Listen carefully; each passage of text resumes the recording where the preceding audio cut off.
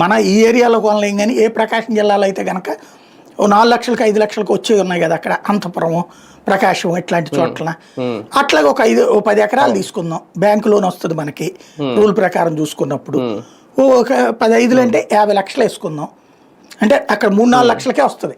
ఓ 10 3 30-40 లక్షల రూపాయల్లో తీసుకుని లోన్ కిందన ఒక కుటుంబాన్ని అక్కడ పెట్టేద్దాం, వాళ్ళకి బర్రెలు కొనిద్దాం, కోళ్ళు కొనిద్దాం.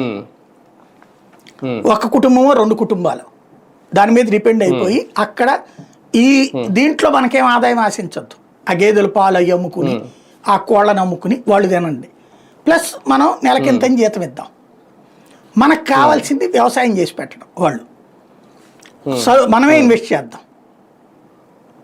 ఇవాళ అదేంది 10 పైసల వడ్డీ 15 పైసల వడ్డీలకు బ్యాంకులు వేసుకుంటున్నారు చాలామంది. ఎంతమంది ముందుకు వస్తారండి ఇట్లా దొరికితే?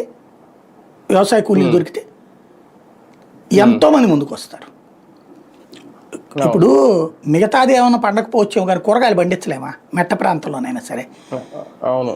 మనం సరిగ్గా ప్లాన్ చేసుకోవాలి అంతే, దగ్గర రెగ్యులర్గా ఫాలోఅప్ చేసుకుంటే ఏమైనా పండించుకోవచ్చు అక్కడ.